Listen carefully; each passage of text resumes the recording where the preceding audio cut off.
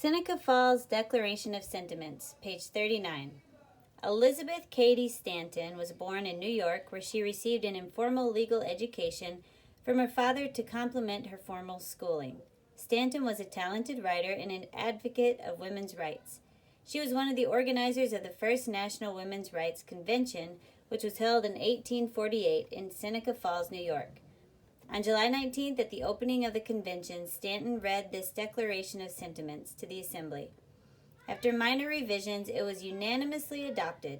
The statement was composed on the model of the Declaration of Independence. It proposed extending to women the rights Americans had fought for in the Revolutionary War. After the convention, Stanton remained active in the movement, working closely with Susan B. Anthony and serving as president of the National Woman Suffrage Association. When in the course of human events it becomes necessary for one portion of the family of man to assume among the people of the earth a position different from that which they have hitherto occupied, but one to which the laws of nature and of nature's God entitle them, a decent respect to the opinions of mankind requires that they should declare the causes that impel them to such a course. We hold these truths to be self-evident, that all men and women are created equal, that they are endowed by their Creator with certain inalienable rights, that among these are life, liberty, and the pursuit of happiness, that to secure these rights governments are instituted, deriving their just powers from the consent of the governed. Whenever any form of government becomes destructive of these ends, it is the right of those who suffer from it to refuse allegiance to it and to insist upon the institution of a new government, laying its foundation on such principles and organizing its powers in such form as to them shall seem most likely to affect their safety and happiness. Prudence indeed will dictate that governments long established should not be changed for light and transient causes, and accordingly all experience hath shown that mankind are more disposed to suffer while evils are sufferable, than to right themselves by abolishing the forms to which they were accustomed. But when a long train of abuses and usurpations, pursuing invariably the same object, evinces a design to reduce him under absolute despotism, it is their duty to throw off such government and to provide new guards for their future security. Such has been the patient sufferance of the women under this government, and such is now the necessity which constrains them to demand the equal station to which they are entitled. The history of mankind is a history of repeated injuries and usurpations on the part of man toward woman, having in direct object the establishment of an absolute tyranny over her. To prove this, let facts be submitted to a candid world.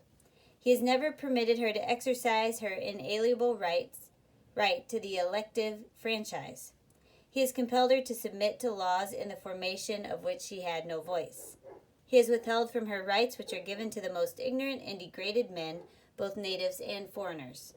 Having deprived her of this first right of a citizen, the elective franchise, thereby leaving her without representation in the halls of legislation, he has oppressed her on all sides. He has made her, if married in the eye of the law, civilly dead. He has taken from her all right and property, even to the wages she earns. He has made her morally an irresponsible being, as she can commit many crimes with impunity, provided they be done in the presence of her husband. In the covenant of marriage she is compelled to promise obedience to her husband, he becoming to all intents and purposes her master, the law giving him power to deprive her of her liberty, and to administer chastisement. He has so framed the laws of divorce as to what shall be the proper causes, and in case of separation, to whom the guardianship of the children shall be given, as to be wholly regardless of the happiness of women, the law in all cases going upon a false supposition of the supremacy of man, and giving all power into his hands.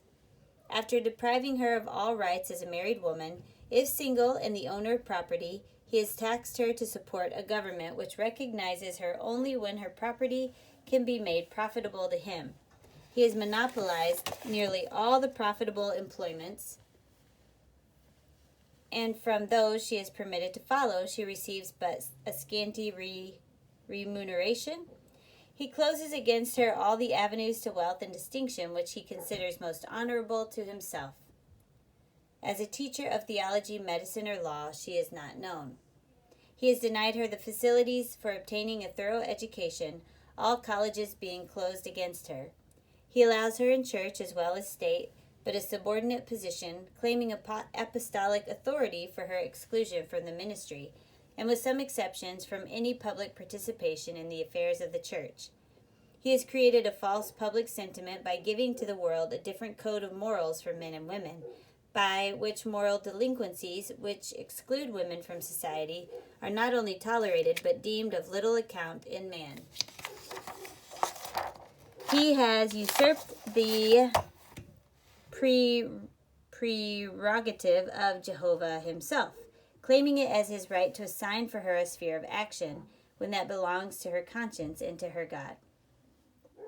He has endeavored in every way that he could to destroy her confidence in her own powers, to lessen her self-respect, and to make her willing to lead a dependent and abject life. Now, in view of this entire disfranchisement of one half the people of this country, their social and religious degradation, in view of the unjust laws above mentioned, and because women do feel themselves aggrieved, oppressed, and fraudulently deprived of their most sacred rights, we insist that they have immediate admission to all the rights and privileges which belong to them as citizens of the United States.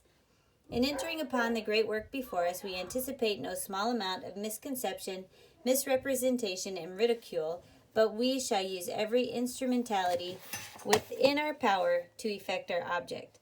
We shall employ agents, circulate tracts, petition the state and national legislatures, and endeavor to enlist the pulpit and the press in our behalf. We hope this convention will be followed by a series of conventions embracing every part of the country.